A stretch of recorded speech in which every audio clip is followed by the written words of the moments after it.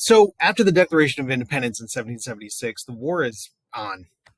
It actually started with the battle election in Concord in 1775, Declaration in 76. There's a lot of fighting that going on in between, mostly up in Boston, a little bit in New York. But essentially, I think it's important to remember that we're not talking about the American Revolution. We're talking about a British Civil War. This is the British versus the British colonists. These were Americans that believed that they were British. We have two sides that emerge, and it's actually three sides. There's the Patriots, which are they would have been called Whigs at the time, and then there's the Loyalists, who would have referred to themselves as Tories. That's about a third and a third. And then in the middle is this chunk of people that were just trying to get by. They're not patriots and they're not really loyalists. They're just trying to survive to the next year. This is where the Declaration of Independence comes in, tries to convince people to join up with the patriotic side. This is also a world war.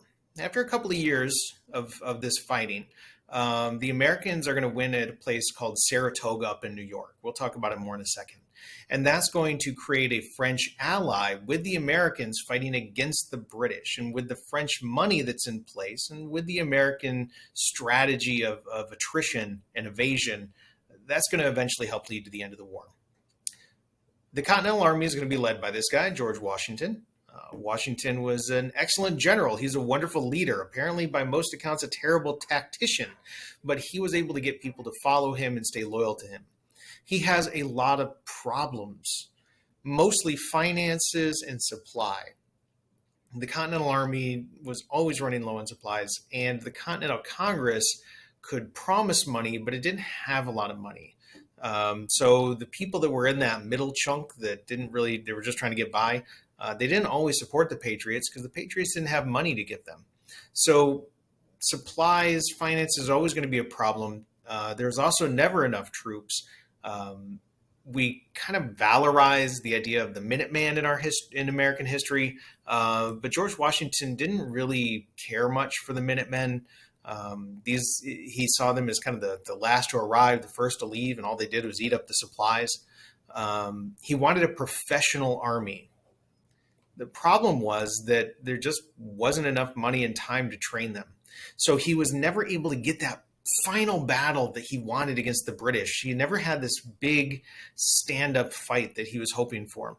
Instead, what he settled for was a system of evasion, right? Just keep the war going. And if you keep the war going long enough, eventually the British are going to lose so much money and they're going to lose so many men that eventually the people back home would force them to give up and quit. And they didn't really want to fight the Americans anyways because the Americans were their British cousins. Like, surely maybe they're weird cousins who live in the backwoods, but they didn't want to fight them.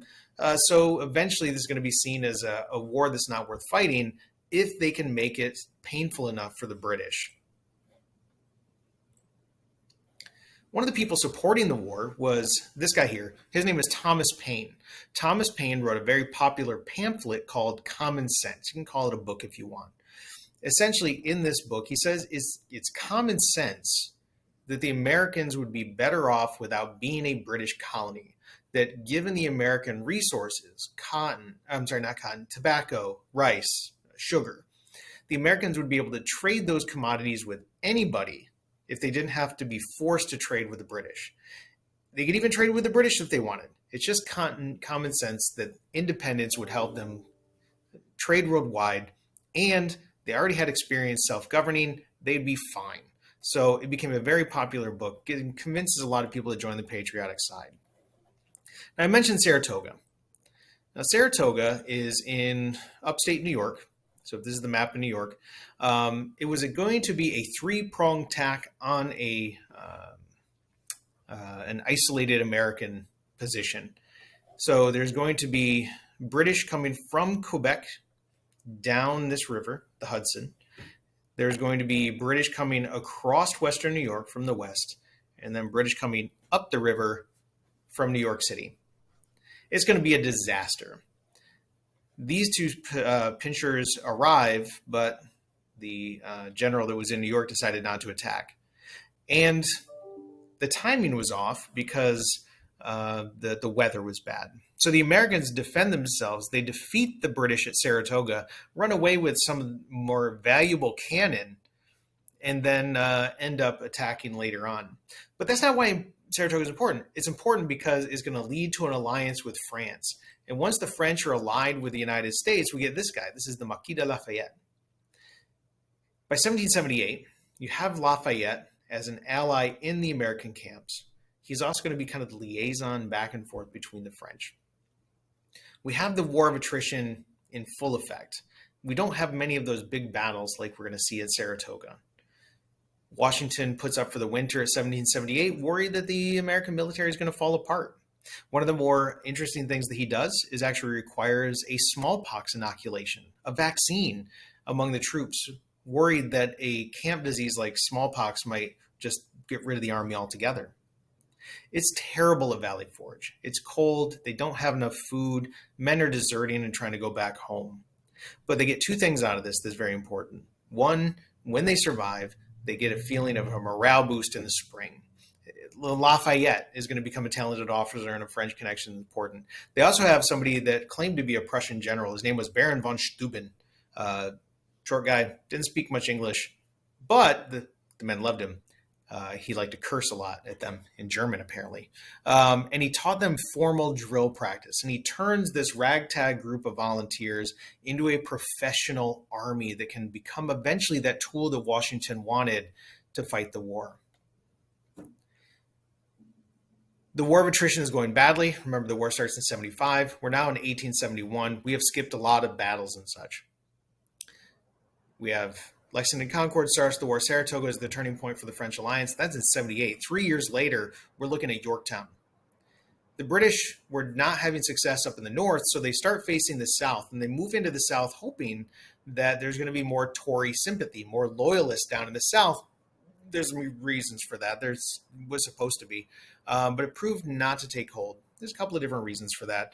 A recent historical debate has centered around the fact that the governor of Virginia gave a request when he left in 75, 76. He offered a emancipation to any slave that left with him to join the British military. And that might have angered a lot of Southerners off. There's some debate about the weight that had. Anyways, the British go into the South, and they are fighting in the South. Long story short, the British General Cornwallis is going to be kind of tricked into the Virginia peninsula here at Yorktown. The French are going to swoop in and block his access to the sea, and the Americans are going to cut off his retreat back inland. Cornwallis is trapped at Yorktown. After a few days of fighting, he's going to surrender. When he surrenders, the Americans have defeated the mighty British. It doesn't end the war. The war could have continued. The British had enough resources, they could have gone on. But with this defeat, and after 7 years of fighting, the Parliament decides that it's time to just stop. The hope is that the Americans will fail, and then they'll come back to the British, with their tail between their legs. But the war ends as a result of this. And there's a lot more to it. There's a whole peace process that it gets involved. But what the United States gets in the peace process is all of the land over to the Mississippi River. The French get all this territory, but the United States takes all of this land to the Mississippi River, right? Not this land here.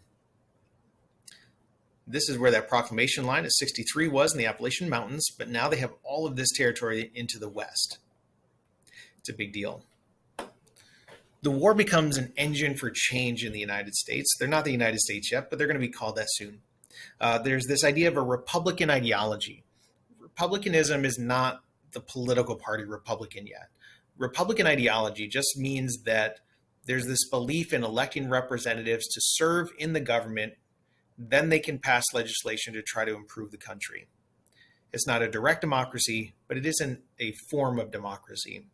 States are going to write their own constitutions. They're going to have the first written governments, and they're going to write down what is important to them, and they're going to write down the structure. England didn't have a formal written constitution. It was kind of a series of precedents. The first government that the United States develops is referred to as the Articles of Confederation. It's the first national government. It starts during the American Revolution, and it worked pretty well while the revolution was in place because they had a common enemy. Some people are referred to the Articles of Confederation as a League of 14 Friends, meaning it's the 13 states plus the national government all being equal in power. And what this means is that the national government had a hard time organizing all the 13 states together. One quick aside here is that the American Revolution is going to have an important impact on the enslavement system. Some slaves did fight during the Revolution. Not all of them fought for the Americans. Initially, Washington refused to allow Black participation in the war.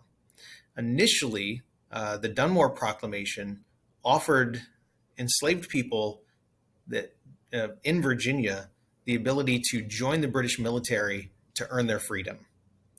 It's only after some of the fighting starts that Washington allows enslaved people and African Americans to join the military and fight. So it is a complicated history here. That Dunmore Proclamation may have had some impact in the South. There's also social revolutions dealing with women. Women are going to have a variety of statuses throughout the colonies and then in the states. In general, we can say that women were legally second-class citizens in most states. Most couldn't own property, especially if they're married. Their property was in their husband's name. Abigail Adams, who was married to John Adams, who was going to go to the Constitution to try to write this new form of government, was particularly vocal in her effort to get rights for women. In her letters to John during that time period that we have, she says to remember the ladies. She says that all men would hope to be tyrants in their own home. So we need to protect women from having that tyranny over them. And John completely ignores this. He does not remember the ladies. The Confederation government is going to be a critical time for the United States, and it's about a 10-year window where the Confederation government is the national government of the United States. It's going to be replaced, but it is a loose alliance, a confederation. It's going to have to deal with the growing debt of the Revolution, and it doesn't do a very good job with that. It has a number of weaknesses that were intentionally designed to limit its ability to govern. Remember, it's not supposed to be a powerful government. It's supposed to be weak enough that the states are still independent. The only real successful thing that it did was deal with all of that land that the United States gained from the peace treaty at the end of the war. So they're going to take all of this land in the West, and they're going to figure out a way to divvy it up to make it into new states. They convinced the states to give up their claims. And you notice here, Connecticut claimed this area. So did Massachusetts, right? This is Virginia. All of the state claims were given up in order to create new territories. This is going to become known as both the Land Ordinance and then later the Northwest Ordinance. They both do the same thing. They divvy up that land to create new states, not colonies, because colonies are problematic. So they want new states to be able to come into the Union, and they set up a system for that. All of the sale of that land is going to be used to pay for the war debts that had been accumulated during the American Revolution. Also important about the Northwest Ordinance up here is that it is going to have gradual emancipation. This is going to lead to the northern-southern conflict that we're going to see later because slavery is going to be banned here in this Northwest Territory. Some of the weaknesses that the Articles faced, they didn't have the ability to collect taxes. In fact, because they couldn't collect taxes, there was no military and very little international respect. These forts here in red, they still had British soldiers living on them at the time when this is American territory because the United States couldn't force them off. The Confederation is not going to be part of the British mercantile system, which means the British are going to refuse to trade with them, which means they're not going to have a strong economy. There's no executive branch. There's no one single group that's going to enforce the laws to give direction to the country. There's no judicial branch, and the judicial branch is there to settle disputes between states, so they can't settle disputes between states. There's no central control over state policies. Every state's going to be doing something different. There's no centralized currency. There's each state is trying to make its own little tariffs. Each state is going to try to make its own little treaties with other countries. There's no central control over money. There's a lot of problems, and all of that manifests itself with the Shays Rebellion. The Shays Rebellion is really going to highlight the weaknesses. The Massachusetts economy was really bad.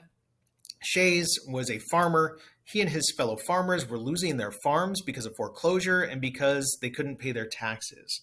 So they realized that if they go to the courthouses and they stop the paperwork from being processed, nobody's going to lose their farms. So that's what they did. It is an armed rebellion. They go to the courthouses, they try to find the paperwork and the deeds, and eventually this becomes so problematic that Massachusetts wealthy elites hire a private army to attack Shays and his followers. So now you have a private group of wealthy, let's call them aristocrats, creating their own military to attack the people. This is going to lead to people that had already seen the articles as failing to call for a stronger national government that could put down domestic insurrections. People like James Madison and Alexander Hamilton, they were ready to call for a stronger national government. They saw the country as kind of withering away. And with that, the gains of the American Revolution were going to fall apart. So they called for a constitutional convention in May of 1787, and it's going to last until September. The delegates that go to the convention are all younger, they're all radical, they're almost all wealthy, young, white men. And they are going to get George Washington, the hero of the American Revolution, to become the presiding officer, to give that stamp of approval to this radical overthrowing of the Articles of Government. Now, technically, they were only supposed to go there to reform the Articles of Confederation, but when they got there, really, they said that the problems are so bad, they needed to get rid of the government and they needed to start over. And it really helped that the Articles of Confederation needed all 13 states to amend the Articles. Several states didn't show up. In fact, Rhode Island, the smallest of the states, did not even bother to attend, which means they couldn't even reform the Articles. They said, we're just going to get rid of it and start over. George Washington was hoping to preserve the gains of the Revolution. The Declaration of Independence is a radical document. Throw off the government and create a new one. The Constitution is a conservative government. We don't want to get rid of the American experiment, especially after George Washington had to deal with the Newburgh Conspiracy. This was a group of army officers that asked George Washington to essentially lead a coup against the Articles of Confederation government. He was able to dismantle that. But now he wants something stronger that's not going to be susceptible to that.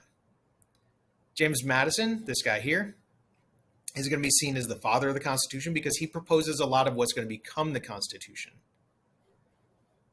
One of the things he proposes was the Virginia Plan, which I've abbreviated here. This is Virginia Plan.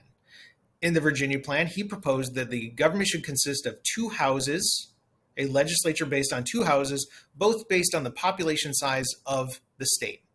This means that bigger states would have more say in the government, and he argued that that was important because bigger states are going to be impacted more. Smaller states like New Jersey are going to counter that with the New Jersey plan. One house in the legislature, one vote per state. And Madison says, we tried that with the Articles of Confederation, and it didn't work. What they end up coming together with is combining those two plans together into what's called the Great Compromise. You get the Virginia plan, which is referred to the House of Representatives. It's each state gets the votes based on their population size, and you get the Senate, 2 votes per state, merge it together, you got the Great Compromise. Everybody realized that the big states and small states were going to get together. Thomas Jefferson said that the fire bell in the night, the problem was going to be about slavery. We'll get to that in a minute. The Constitution is going to be based on Enlightenment principles, particularly the separation of powers by Baron de Montesquieu. We have 3 branches: legislature, presidency, judicial branch. Each one of those has separate powers. They each do their own thing, and they're supposed to check the power of the other. For example, the legislature can write laws, but the president can veto that law. In return, the legislature can override that veto. And then the judicial branch has judicial review that can overturn both of those. Excuse me.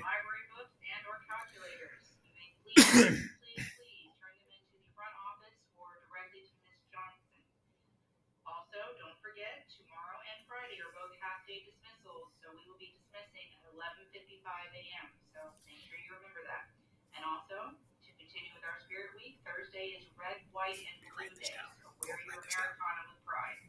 At this time, all car riders and bus riders are now dismissed. Have a great afternoon, Trailblazers. Okay, so red, white, and blue day. Let's talk about the limits of the Constitution, because William Lloyd Garrison is actually going to burn a copy of the Constitution in his abolitionist speeches, because he says, and other abolitionists agreed, that slavery is embedded within the Constitution.